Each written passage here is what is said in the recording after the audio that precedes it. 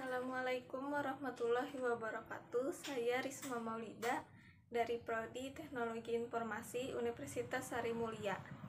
Di video kali ini saya akan menjelaskan 50 tema tentang tata kelola teknologi informasi dari channel YouTube-nya Profesor Eko. Yang pertama, MOOC. MOOC menyediakan e-learning untuk belajar kapan saja, di mana saja, dan bagaimana saja. Ini yang disebut dengan pendidikan terbuka. Sering kita salah paham antara pendidikan terbuka dengan universitas terbuka. Pendidikan terbuka adalah proses pendidikan yang bisa diikuti melalui berbagai kanal komunikasi dan teknologi. Sedangkan universitas terbuka adalah suatu institut pendidikan. Open education atau pendidikan terbuka ini banyak bentuknya, salah satunya MOOC. Menurut hasil presentasi di Optikon, merangkum 3 konten menjadi 3 kategori. 1. Open content, yaitu semua karya-karya kita di-share ke dalam open content. Gunanya agar yang lain melihat bisa melengkapi kekurangannya. Yang kedua, open courseware. Ini lebih spesifik daripada open content yang menyangkut suatu mata pelajaran tetapi belum lengkap. Yang ketiga, open education. Di sini sudah lebih terstruktur. Ada mata kuliahnya, ada dosennya, dan ada tugas-tugasnya. Di open education ini sama dengan belajar reguler, tapi terbuka untuk siapa saja, di mana saja, dan kapan saja. Materi yang kedua yaitu virtual and augmented reality. Virtual reality sistemnya tertutup, interaktif, imersif, dan minim distraksi. Sedangkan augmented reality sistemnya tertambah, interaktif, masih ada distraksi. Artinya, kita menambahkan dunia virtual ke dunia nyata kita lewat screen. Virtual reality kuncinya ada 3, yaitu imersif, interaktif, dan skenario tidak terbatas. Penerapan VR di kelas dilakukan di awal atau di tengah kegiatan, kemudian dipadukan dengan FGD. Sedangkan penerapan augmented reality di kelas itu dilakukan di tengah kegiatan, kemudian dipadukan dengan buku pelajaran dan menjadi skenario single. Materi yang ketiga, cyber law.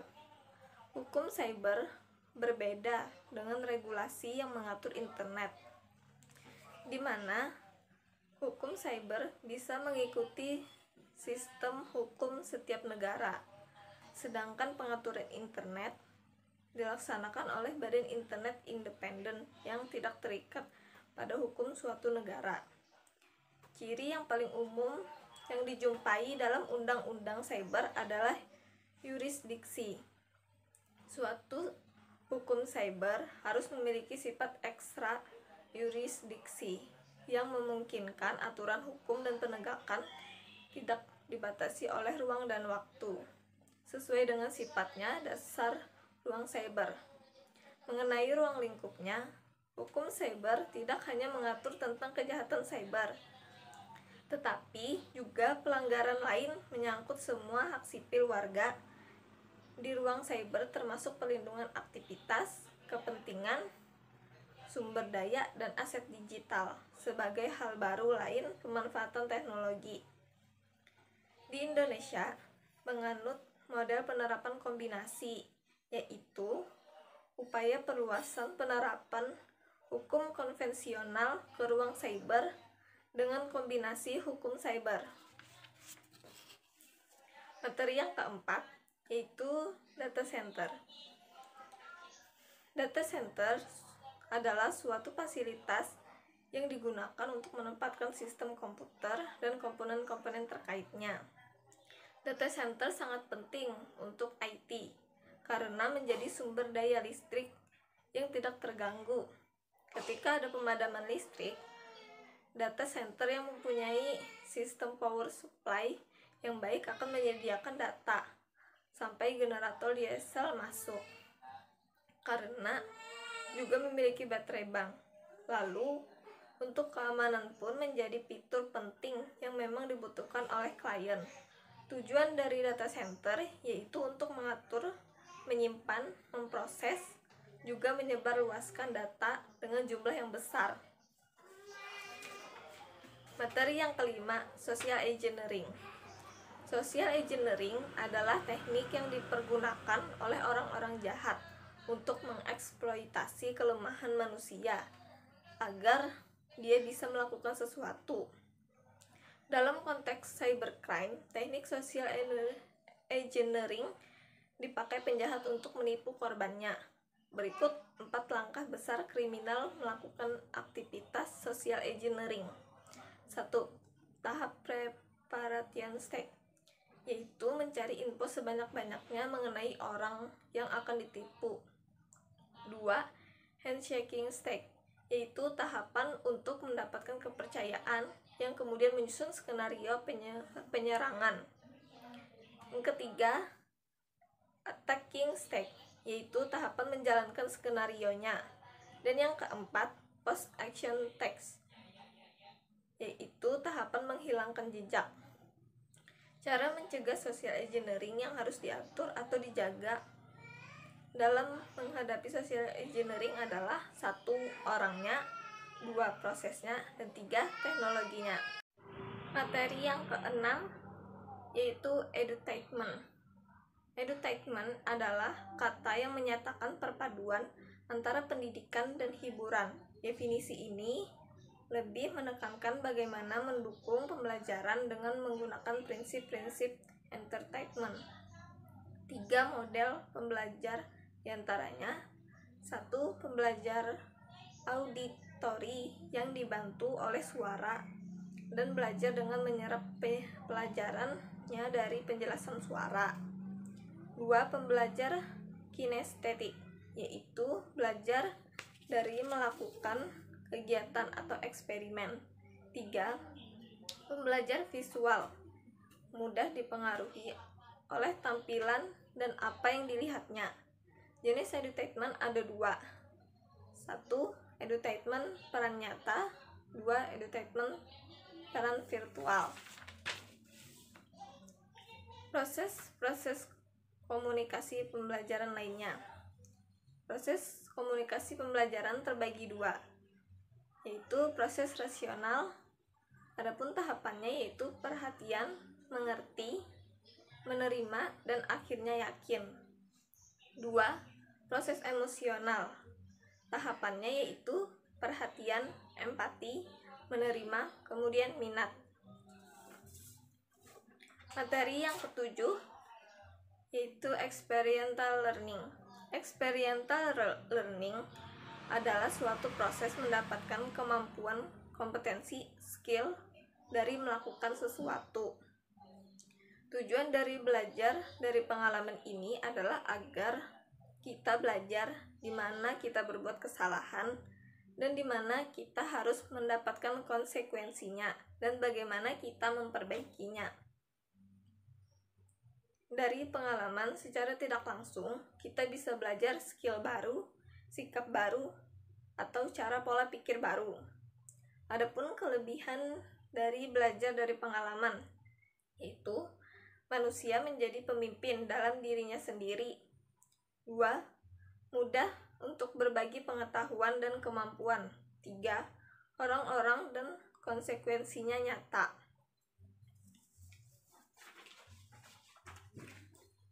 Materi yang ke-8, multiple intelligence. Intelligence atau kecerdasan adalah kemampuan untuk mendapatkan pengetahuan untuk menyelesaikan masalah dalam kehidupan sehari-hari. Kecerdasan terbagi menjadi 8 bagian. 1. Number smart. Kecerdasan yang tertanam yaitu kecerdasan logika dan matematik. Contohnya programmers. Yang kedua, picture smart, contohnya penerbang dan arsitek. 3. Body smart, contohnya dance, atlet. Keempat, musik smart, contohnya penyanyi, aktor, musisi.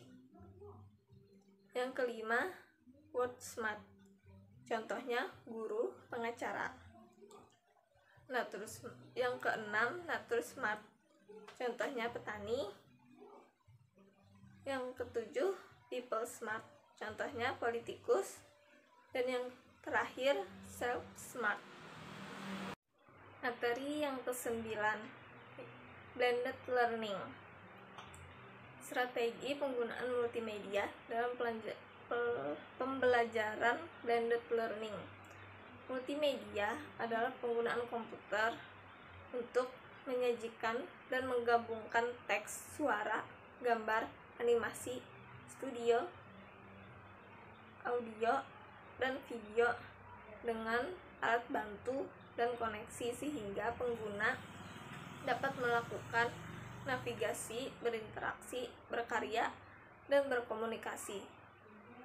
Blended learning adalah pola pembelajaran yang mengandung unsur pencampuran dan penggabungan antara satu pola dengan pola yang lainnya dalam pembelajaran. Komponen yang harus dipersiapkan dalam blended learning yaitu manusia, proses, teknologi, strategi. Materi yang ke-10, IT Master Plan, metodologi strategi rencana IT. 1. Memahami lingkungan atau industri di tempat organisasi kita berada. 2. Mendefinisikan kebutuhan bisnisnya. 3. Menentukan kapabilitas IT. 4. Menilai kinerja IT yang ada. 5. Menganalisis. 6. Mengembangkan strategi IT yang sudah dibuat. 7. Memastikan agar rencananya dijalankan. Materi yang ke-11, perpustakaan masa depan,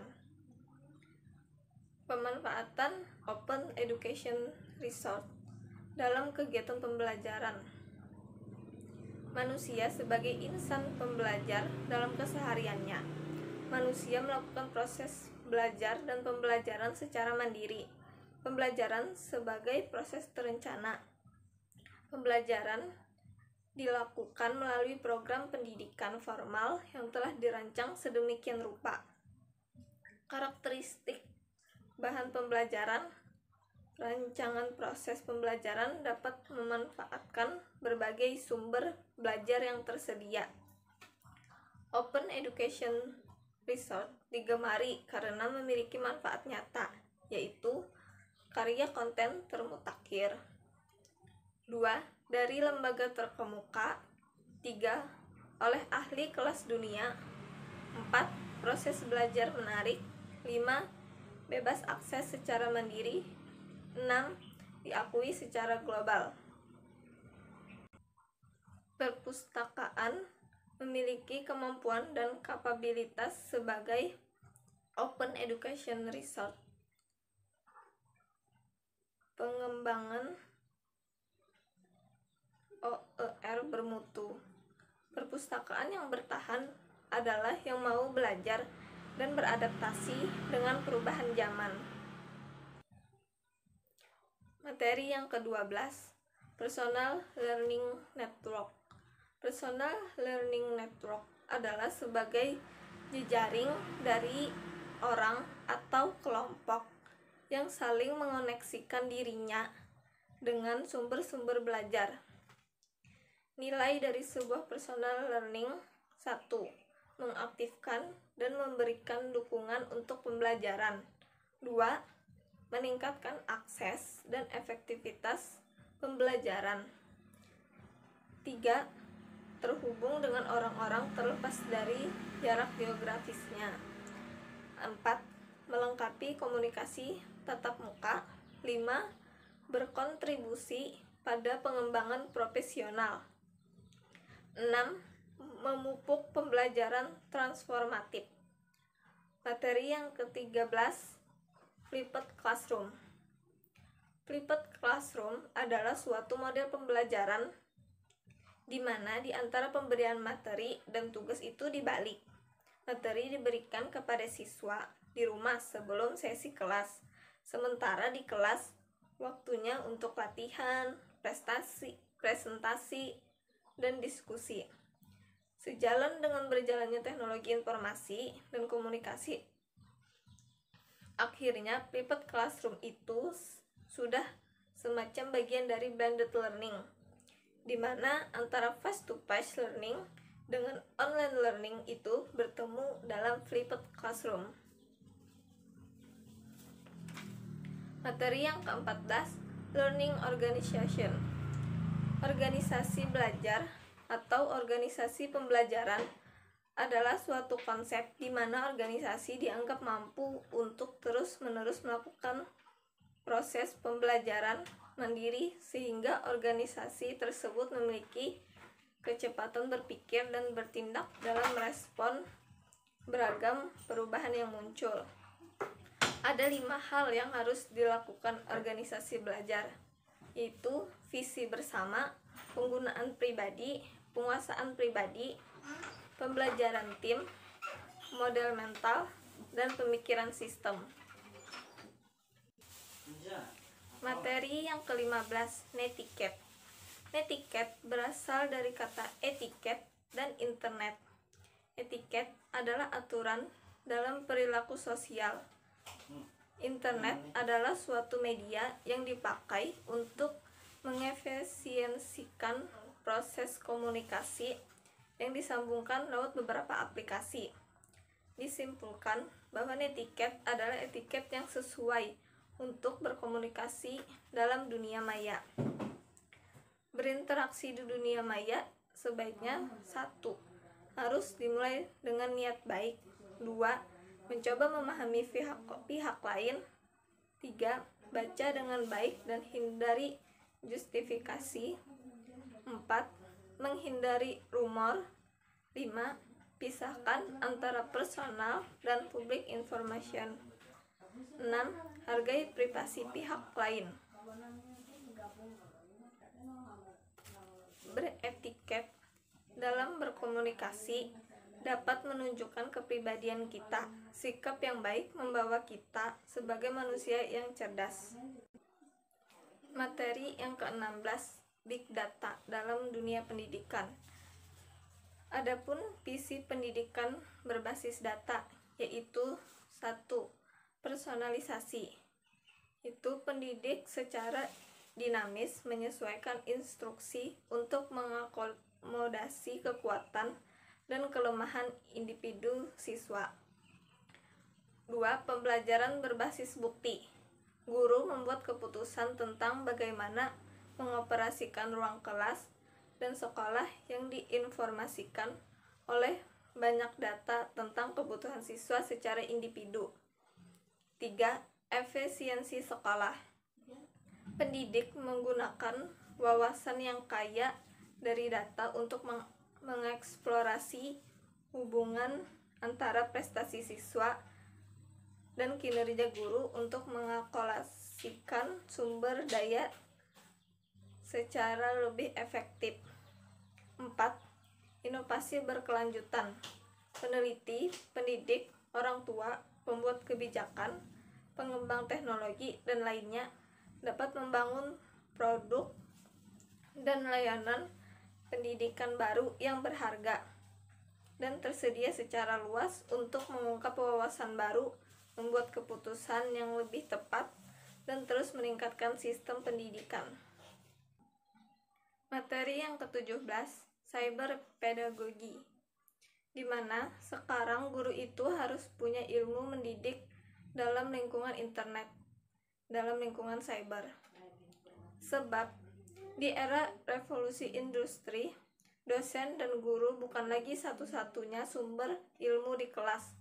Para siswa kini sudah dengan mudah memperoleh beragam pengetahuan melalui internet.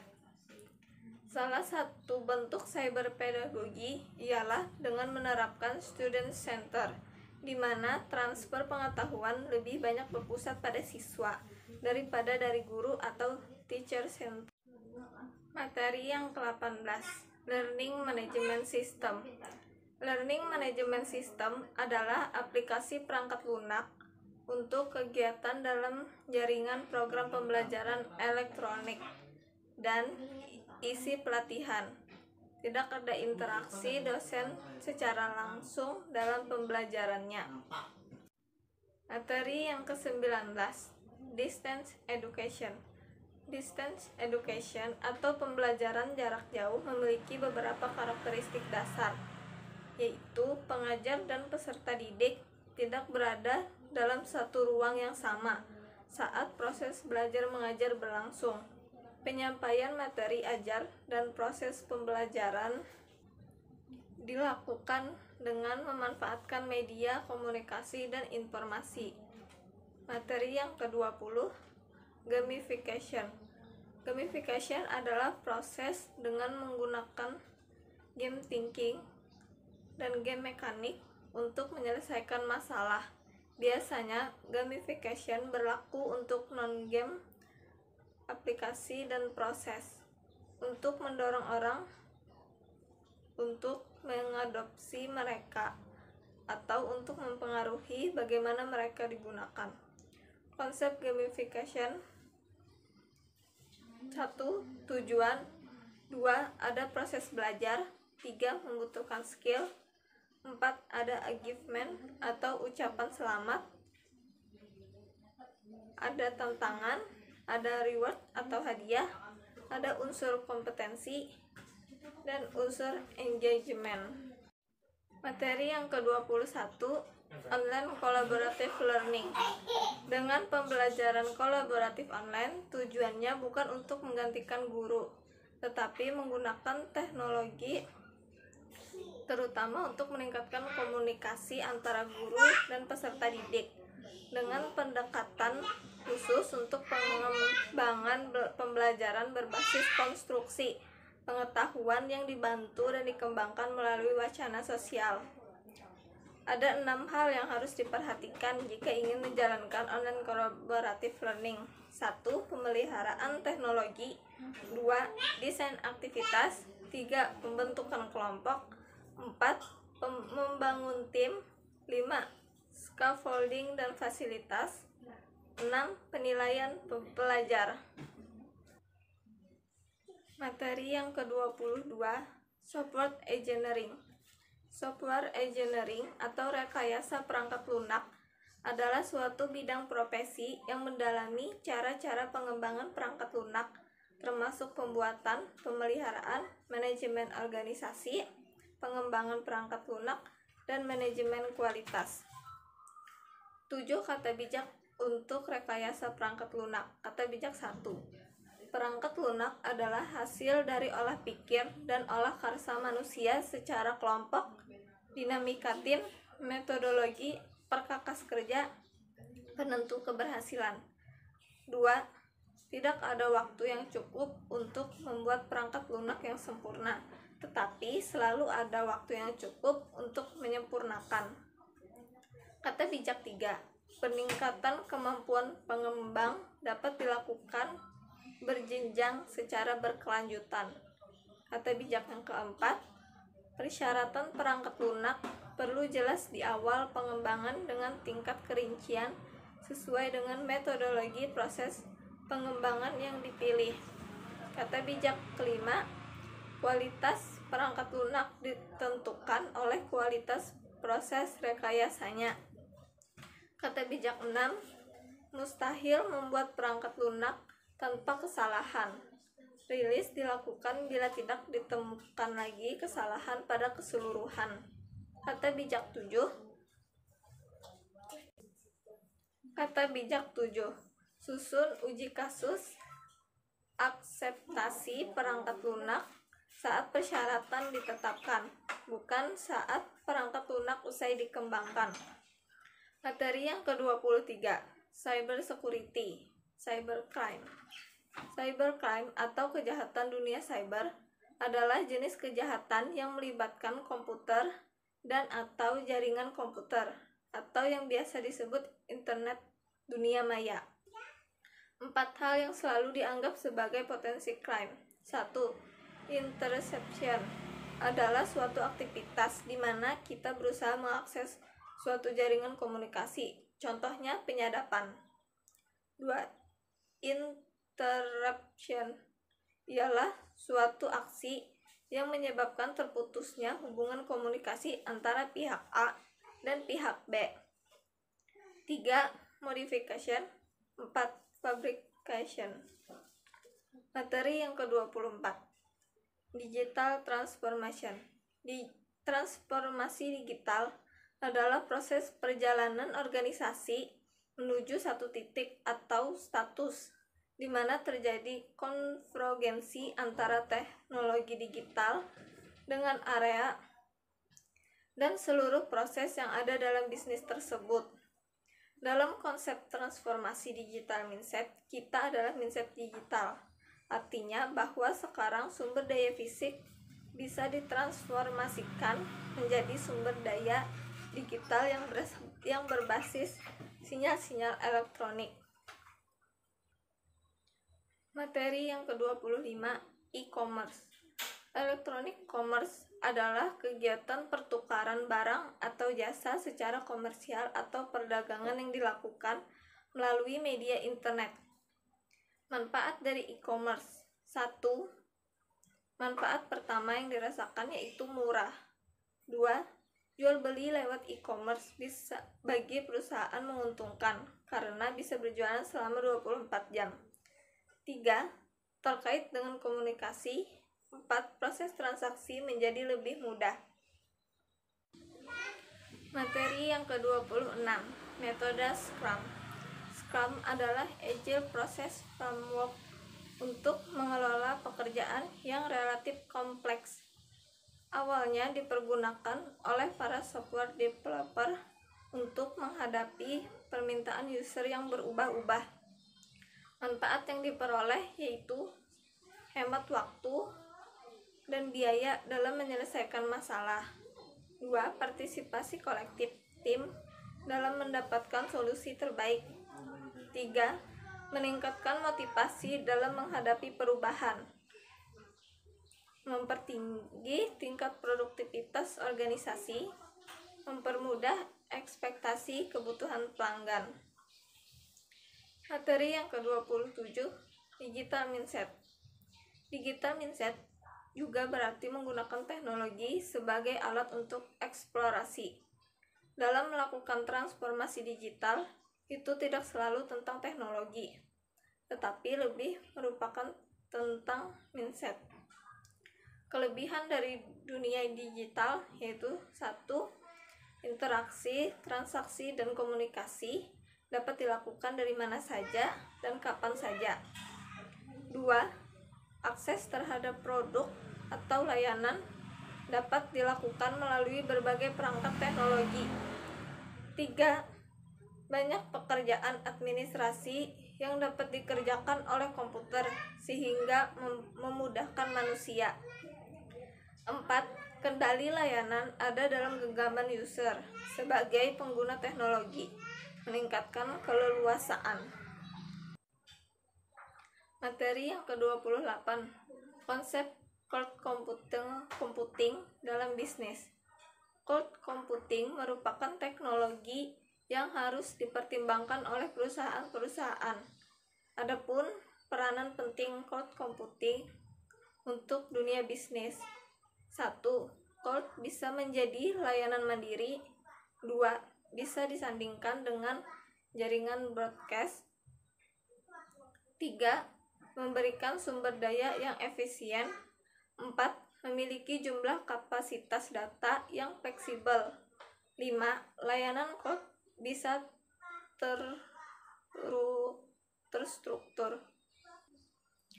Materi yang ke-29, War Room and Command Center. Command Center adalah sebuah tempat di mana dipakai untuk melakukan koordinasi secara virtual.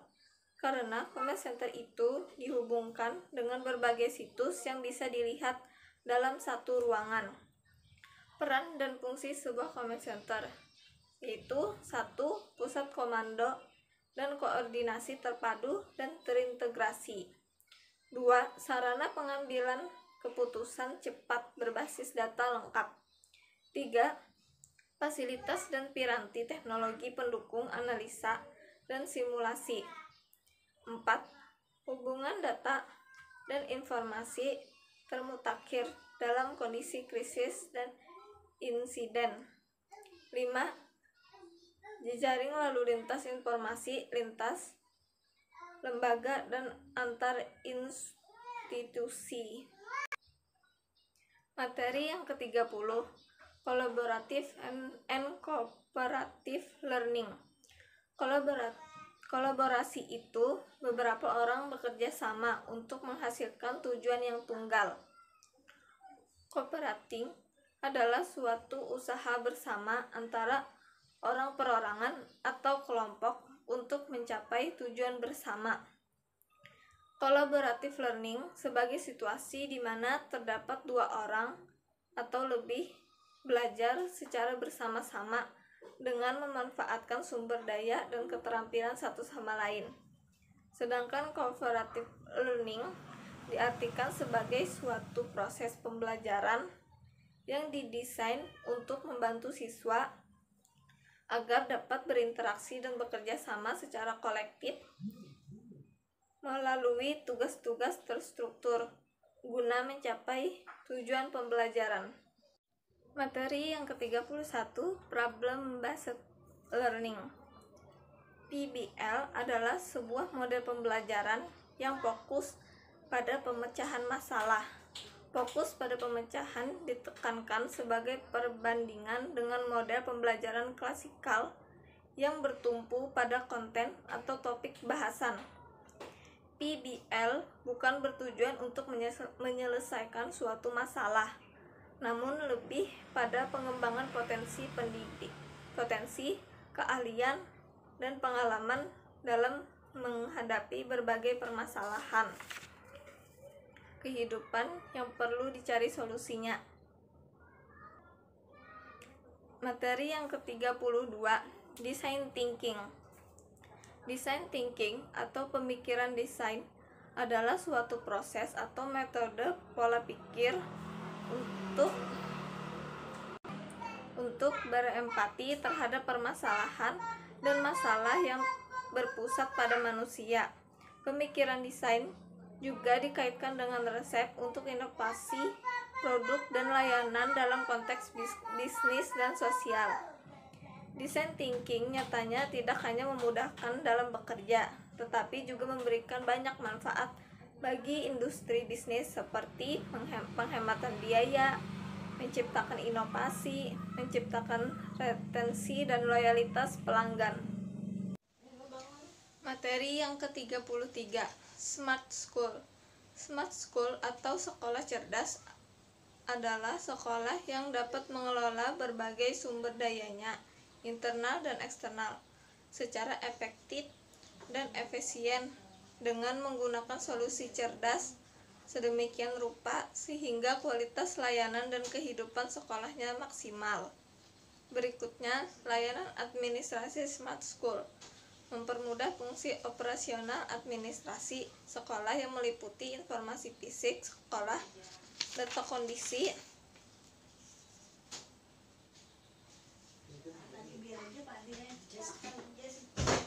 kondisi sarana dan prasarana sekolah serta data murid.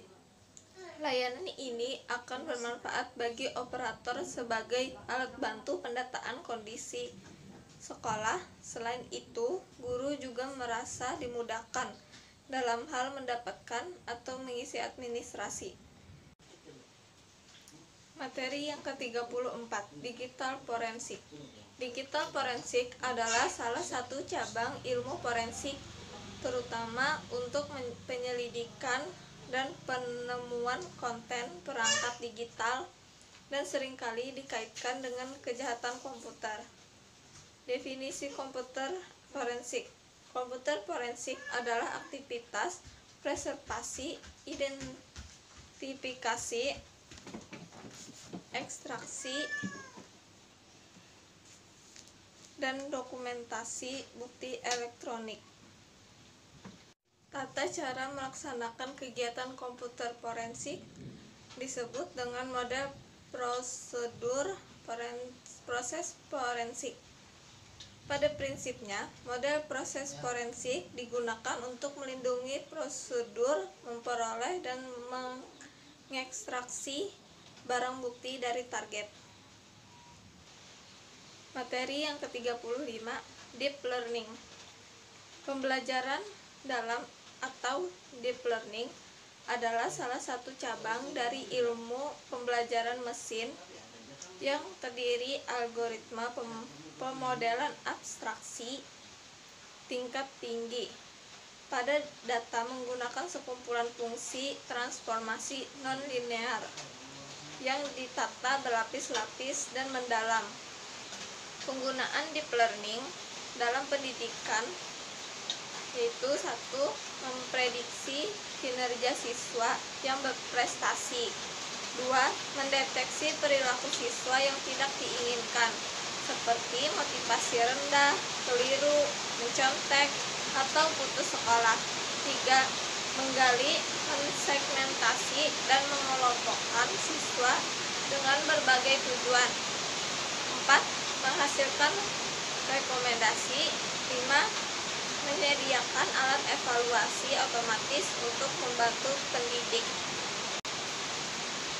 Materi yang ke-36, Enterprise Arsitektur. Arsitektur merupakan perusahaan adalah praktik pendokumentasian elemen-elemen strategi bisnis, bisnis case, model bisnis, serta teknologi, kebijakan, dan infrastruktur yang membentuk perusahaan. Manfaat dari penerapan enterprise arsitektur di organisasi yaitu 1. Membangun efisiensi dan inisiatif dari sisi government. 2. Dapat memberikan pelayanan yang lebih baik kepada masyarakat. 3. Memberikan best practice yang terstruktur untuk mencapai bisnis. Materi yang ke-37, Finance. Finance atau Financial Technology adalah sebuah industri di mana menyediakan berbagai jasa keuangan terutama yang sifatnya adalah produk atau layanan yang pada saat ini bank maupun industri perbankan atau keuangan lainnya tidak bisa memberikan itu. Kebutuhan itu ada, tetapi tidak bisa diberikan oleh industri perbankan maupun industri keuangan yang ada sekarang. Materi yang ke-38, Artificial Intelligence. Artificial Intelligence atau kecerdasan buatan atau yang disingkat AI adalah kecerdasan yang ditambahkan kepada suatu sistem yang bisa diatur dalam konteks ilmiah. AI didefinisikan sebagai kecerdasan entitas ilmiah. Mengapa industrial AI itu penting? Karena 1. Peningkatan dan prediktif serta kesadaran situasional. 2. Perancangan dan pengambilan keputusan yang lebih baik. Industri AI membantu perusahaan meningkatkan efisiensi aset, meningkatkan pemanfaatan aset, dan mengoptimalkan manajemen sistem yang kompleks. 3. Efisiensi dan produktivitas yang lebih besar. Materi yang ke-39, World Class University. Secara garis besar, World Class University dapat dipahami sebagai mekanisme perankingan dalam skala internasional. Artinya, segi operasional, fasilitas, metode, dan lulusan perguruan tinggi yang mampu bersaing di tingkat internasional. Universitas unggulan pada dasarnya adalah universitas kelas dunia dengan komitmen untuk mengajar mahasiswa sarjana terbaik untuk menyediakan pendidikan profesional tingkat atas dan untuk misi keterlibatan sipil, penjangkauan dan pengembangan ekonomi. Materi yang ke-40, online evaluation. Online evaluation adalah pelaksanaan evaluasi yang menggunakan jaringan internet sebagai media penyampaian evaluasi. Online evaluasi ini sangat penting diterapkan karena pada masa pandemi saat ini semua belajar dari jarak jauh. Proses evaluasi secara online juga memberikan kelonggaran waktu bagi para pengajar agar dapat fokus pada pengembangan akademik siswanya.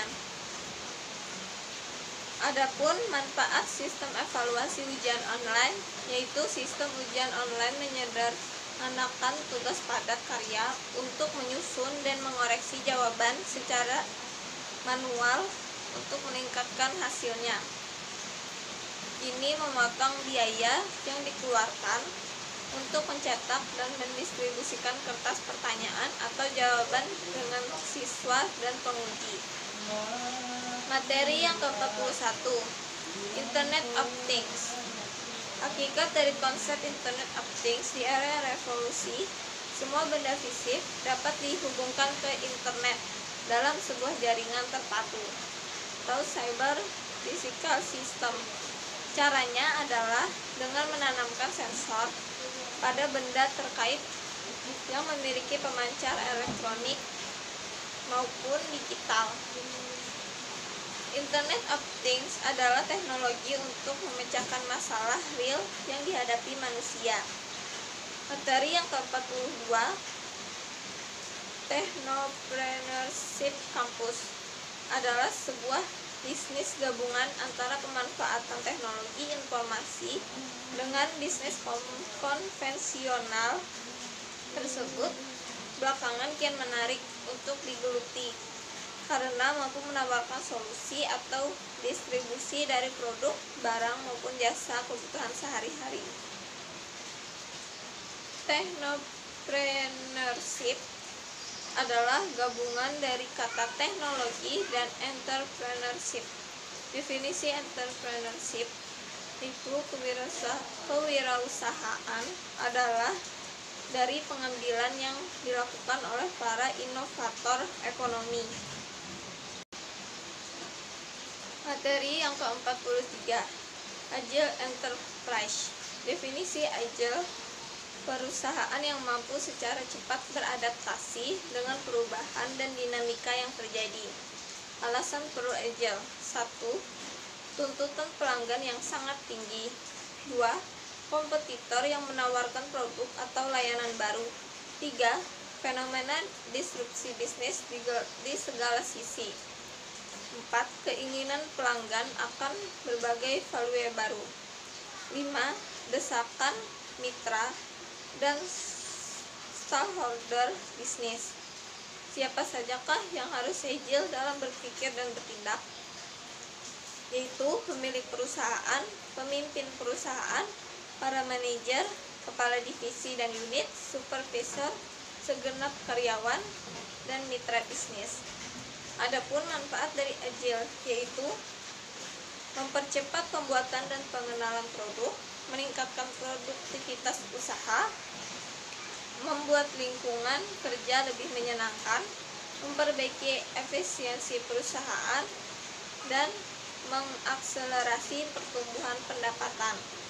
Materi yang ke-44, strategi membangun ekosistem e-learning. Adapun rangkaian tahapannya, tahap A, merencanakan pelaksanaan kuliah daring. Tahap B, mengidentifikasi kebutuhan kuliah daring. Tahap C, mengkaji dan memilih model perancangan instruksional. Tahap D, merancang lingkungan teknologi pembelajaran. Tahap E, membangun sistem dan teknologi kuliah daring. Tahap F, menyelenggarakan evaluasi formatif dan sumatif. Tahap G, menyelenggarakan belajar daring dengan mitra. Materi yang ke-45, Smart Campus. Smart Campus adalah kampus yang dapat mengelola berbagai sumber dayanya secara efektif dan efisien untuk menyelesaikan berbagai tantangan menggunakan solusi inovatif, terintegrasi, dan berkelanjutan untuk menyediakan infrastruktur dan memberikan layanan-layanan untuk meningkatkan kualitas warga kampus. Smart Campus model ada 3, yaitu Smart 3D Marma, Smart Management, dan Smart Life. Ada 6 dimensi Smart Campus: 1. Smart Governance, 2. Smart Branding, 3. Smart Economy, 4. Smart Living, 5. Smart Society, 6. Smart Environment. Materi yang ke-46, Smart Cities. Smart Cities adalah kawasan yang dapat mengelola berbagai sumber dayanya secara efektif dan efisien untuk menyelesaikan berbagai tantangan menggunakan solusi inovatif, terintegrasi, dan berkelanjutan untuk menyediakan infrastruktur dan memberikan layanan-layanan untuk meningkatkan kualitas hidup warganya. Visi Kota Pintar: 1. Kelestarian dan efisiensi lingkungan, 2. Rumah dan bangunan yang berkelanjutan, 3. Penggunaan sumber daya yang efisien, 4. Transportasi yang efisien dan berkelanjutan, 5. Perencanaan kota yang lebih baik untuk kota layak huni. Materi yang ke-47, S-Learning.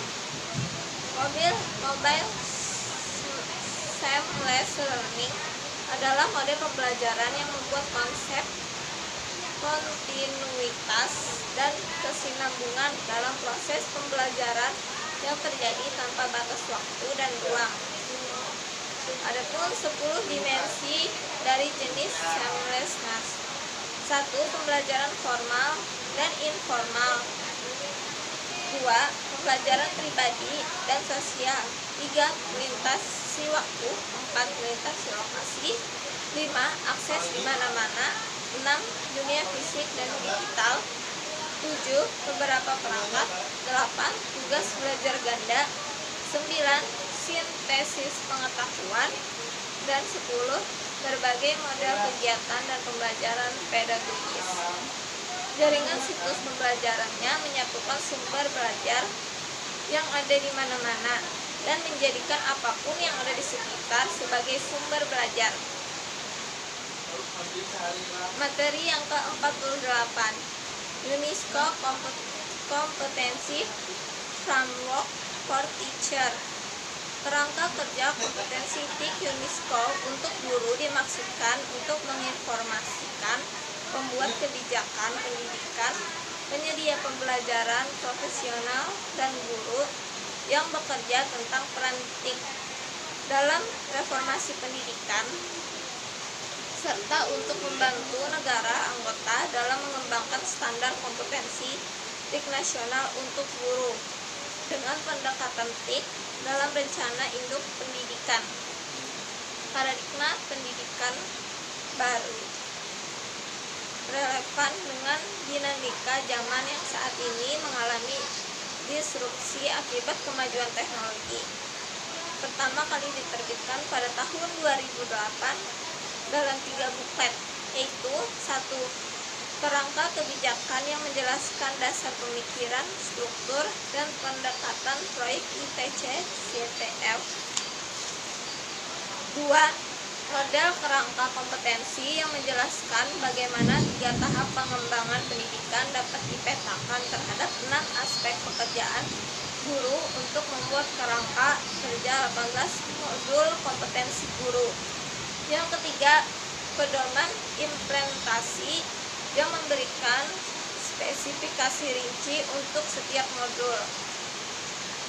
Materi yang ke-49, Computer Emergency Response Team, adalah tim koordinasi teknis terkait insiden di internet di seluruh dunia. Koordinasi Computer Emergency Response Team dilakukan dalam suatu negara. Adapun misi Computer Emergency Response Team adalah pernyataan tujuan atau alasan keberadaannya. Misinya menentukan bidang tanggung jawabnya dan berfungsi untuk menetapkan harapan dengan konstituennya. Contoh pernyataan misi Computer Emergency Response Team dapat berupa Computer Emergency Response Team untuk melindungi dengan membuat dan memelihara kemampuan mendeteksi, menanggapi, dan menyediakan insiden keamanan komputer dan informasi. Materi yang ke-50 yaitu cyber power. Cyber power adalah konsep yang menjelaskan kapabilitas suatu negara untuk dapat melakukan aksi atau memiliki pengaruh dalam cyberspace, kerangka hukum dan peraturan. 1. Komitmen pemerintah untuk pengembangan dunia maya. Ada rencana cyber nasional dan kemitraan publik swasta. 2. Kebijakan perlindungan cyber. Ada otoritas penegakan cyber, hukum keamanan cyber, respon kejahatan dunia maya, komitmen keamanan cyber internasional, dan rencana keamanan cyber. 3. Cyber sensor cyber. 4. Kemajuan politik. 5. Perlindungan kekayaan intelektual.